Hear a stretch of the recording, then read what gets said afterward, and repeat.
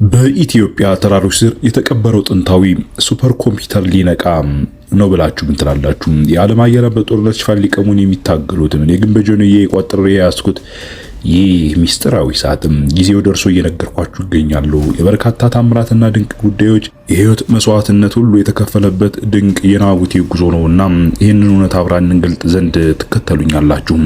ከሰሜን ራስ ደጀመ የተጀመረው አልፎ እስከ ጮቄ ተራራ ማዕፀን እስከ አክሱም ጽዮን የተዘረጋው የዘረደሽት አስደንጋጭ ሳይንስና በምድር ስር የሚፈሰው የናይል ፈሳሽ ዳታ ምስጢር እንሆ።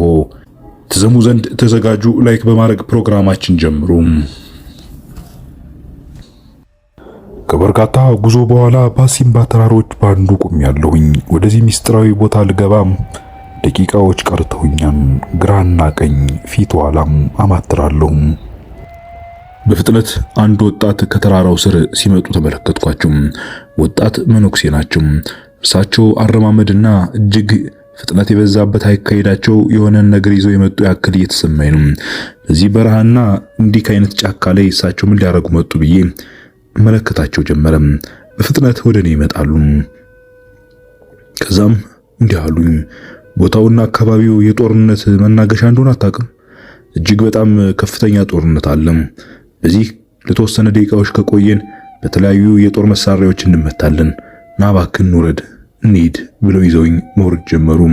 በጊዜው ከፍተኛ የሆነ የሰሜኑ ጦርነት ውስብስብ እና በርካታ ሰዎችን የሞቱበት ምክንያት ነበረና በርካታ መነኮሳት የተገደሉበት፣ ቀሳውስት ያለቁበት፣ በርካታ ገዳማትና አድባራት የተዘረፉበትና የተቃጠሉበት እጅግ የሚያሳዝን ሁኔታ ነበር። ወደ ተራራው አቅጣጫ እየጠቆሙ እዛ ላይ ይታያል፣ ያ ተራራ ይታያል።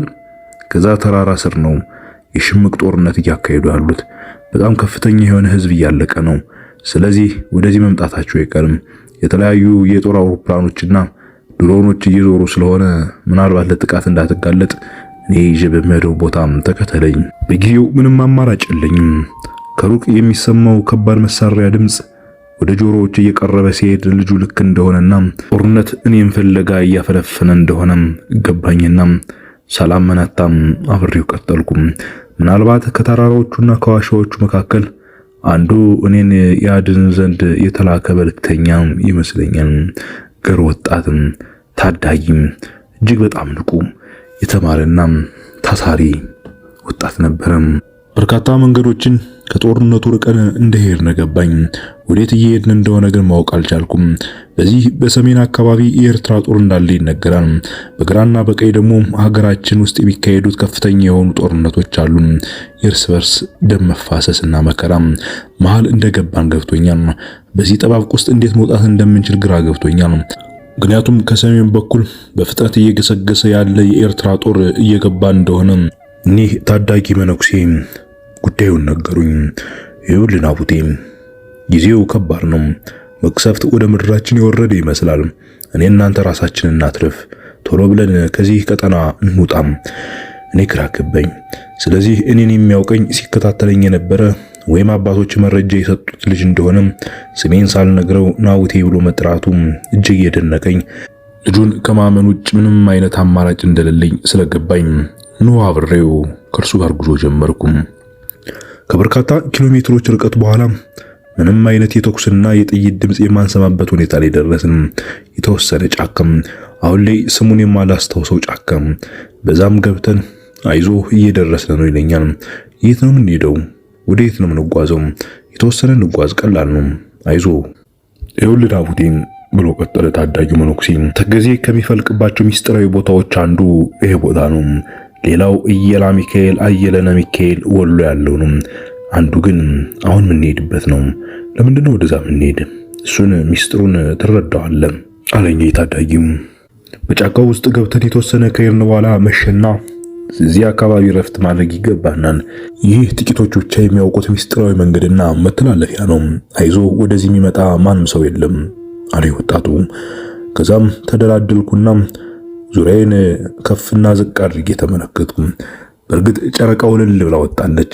እርስ በርሱ የተጠቀለለ የሚመስል ሐረግ ሰው ያበጃጀውና የሰራው የሚመስል መተላለፊያ አገኘንና በዛው አካባቢ ለማረፍ ተሰናዳን። መብራት ማብራት አይቻልም። ምንም አይነት ጮክ ብሎ ማውራትና ድምጽ ማውጣት የተከለከለ ነው። ከዛም ሳስተውል በሰምና በቀርከሃ ወደ ተሰራች ጥንታዊ ታንኳ ውስጥ አየሁና በዛች ውስጧ ገብቼ ለማረፍ ወሰንኩኝ። በጆንያ የተጠቀለለው ያ ሚስጥራዊ ሳጥን ደረቴ ላይ አለ። በድንገት ከስር ያለው የድንጋይ መበርገጃ ተከፈተና ታንኳዋ ወደ ታች መውረድ ጀመረች። ከዛም ድምጽ ማውጣት አልቻልኩም። የተንሸራተተች ነው። ወደ ጥልቅ ጨለማ የሚመስል ሐይቅ ነገር ወረወረችኝ።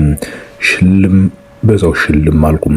ከደቂቃዎች የልብ ምት ፍጥነት በኋላ ታንኳው በሰላም ውሃ ውስጥ እንዳረፈች ተሰማኝ። ከደቂቃዎች በኋላ ራሴን ለማረጋጋት ሞከርኩና ነገሮችን ዞር ዞር ብዬ ሳይ ምናልባት የተከዜ ሌላኛው ምንጭ ከየላ ሌላ የሆነው ሚስጥራዊ ቦታ ላይ እንዳለው ገባኝ። ታንኳዋ በሰላም ሆኖ ያርፋለች። ግን ይህ ውሃ የምናውቀው የጭቃ ውሃ አይደለም።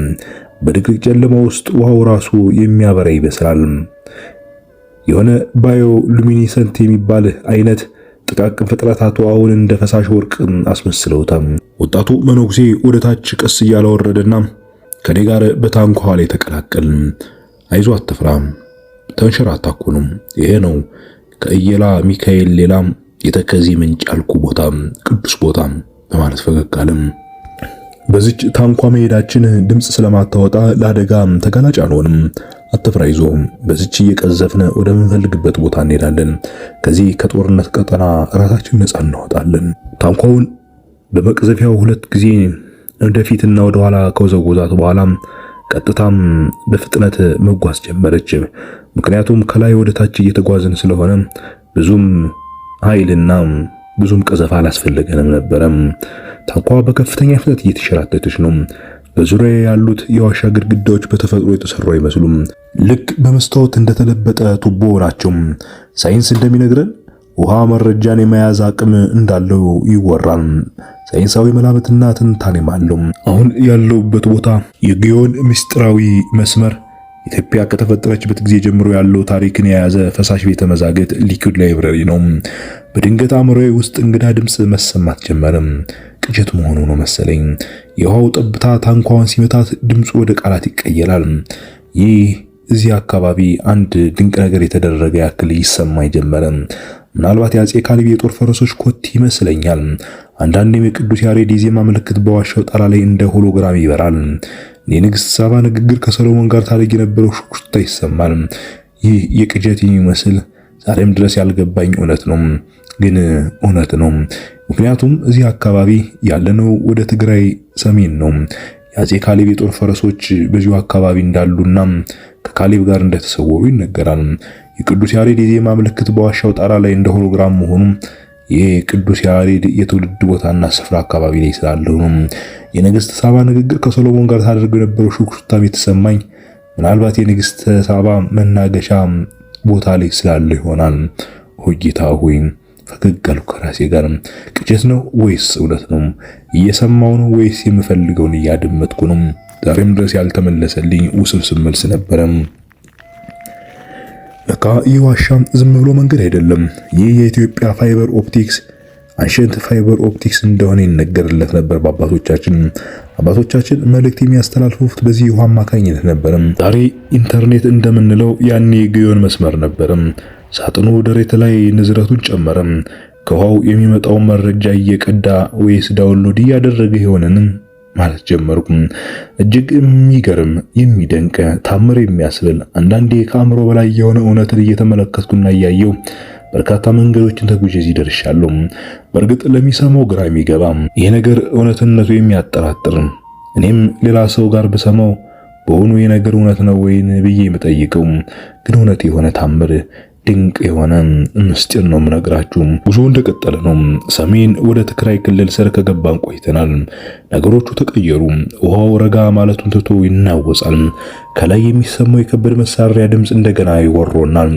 እዚህ ታች እንደ መሬት መንቀጥቀጥ ያለ ነገር ይሰማል። ምክንያቱም የመሬት መንቀጥቀጥ የሚያስመስለው የከባድ መሳሪያ ፍንዳታ ስር ላይ ስለሆነ ነው። ከላይ ወንድሙን ሲገድል ደሙ ወደ መሬት ይወርዳል። ያ ደም የኢትዮጵያ ሌላይን ይበክለዋል። ሳጥኑ ማብራት ጀመረ። ቀይ ብርሃን ማስጠንቀቂያ መሆኑ ነው እንዴ አልኩኝ።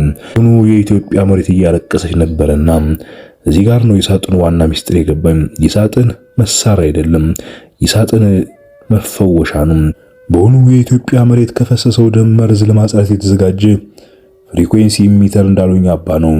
ይህ ሳጥን ምናልባት ከታቦተ ጽዮን ጋር ከደረሰ ጦርነቱ የሚያቆሙ ሰዎችን በመግደል ሳይሆን በሰዎች አእምሮ ውስጥ ያለውን የጥላቻ ኬሚካል በማጥፋት ሊሆን ይችላል። በሆኑ ከወጣቱ መነኩሴ ጋር ተቀምጠን ራሳችን ደብቀንና ሸሽገን ባለበት ሐሳብ መጣ። የሐሳብ ወደ አባ ሕርያቆስ ምክርና ተግሳጽ ከሳቸው ጋር ሳደርገው ስለነበረው ውይይትና ምክክር ነበረ። በሆኑ በጮቄ ተራራ ስር በብዙ ሺህ ሜትር ጥልቀት ላይ የብርሃን ዋሻ ጊዜ ላይ በሌሊቱ 8 ሰዓት ላይ ያወራነውን እና የመከሩኝን ነገር ማስታወስ ጀመርኩኝ።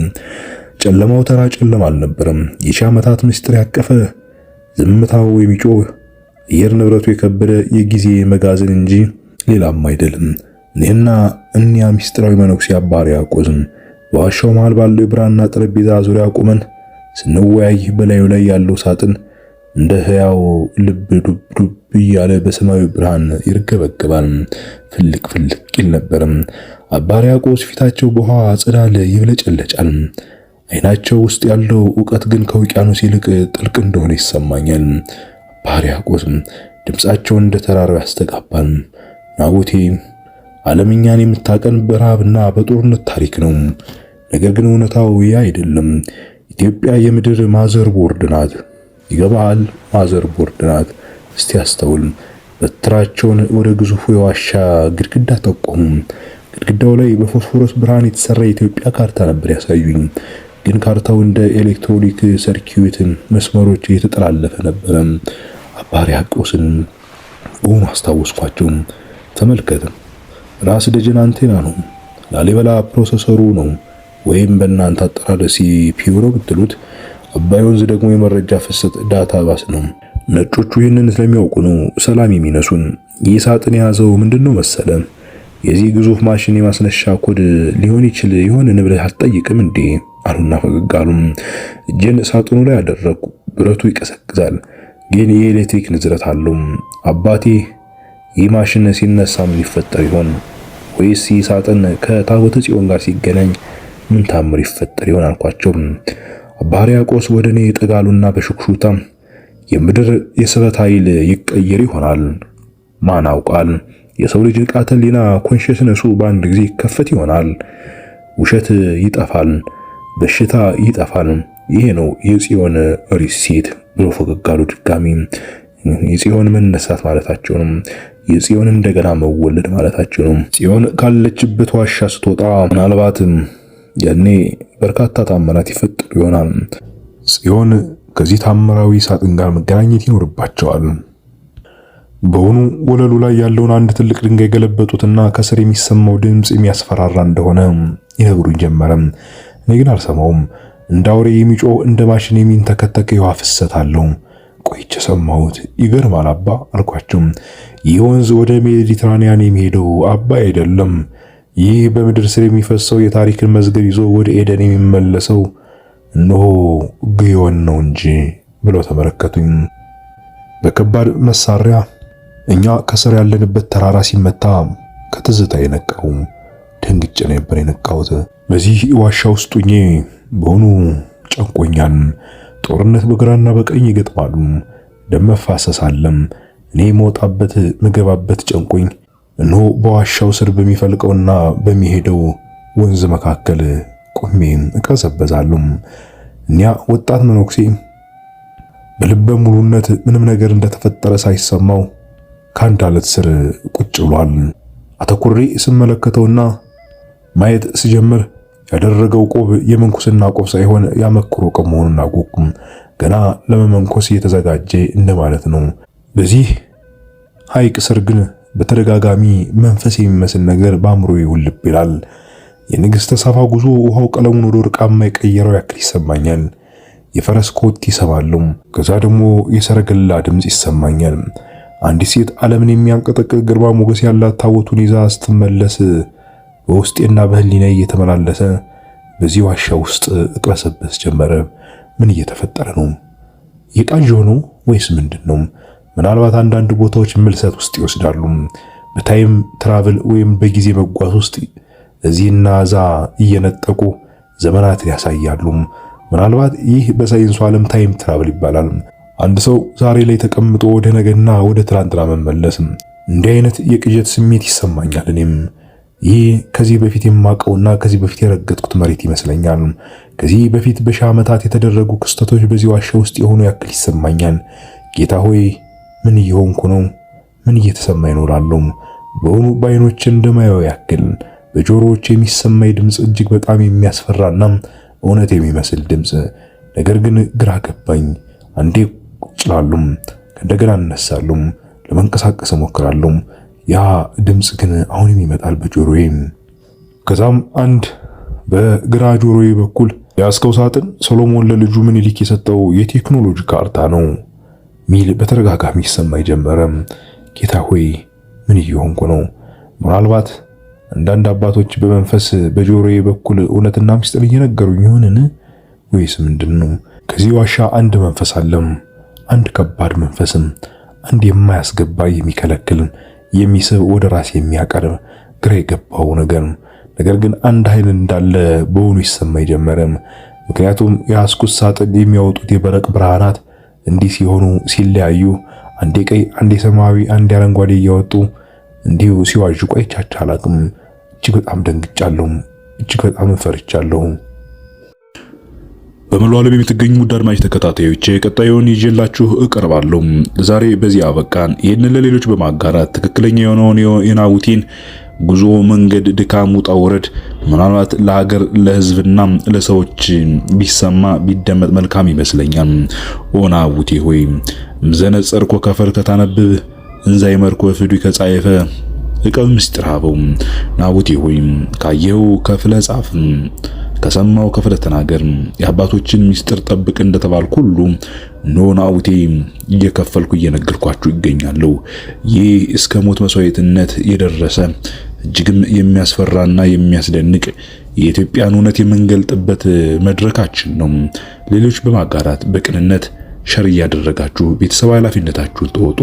ቀጣዩን አጓጊውንና እጅግ ታምራዊ የሚያስብለውን የኔን የናቡቴን ጉዞ ይዤላችሁ ቀርባለሁ። ሰላም ለሀገራችን ለኢትዮጵያ፣ ሰላም ለዓለም ሁሉ።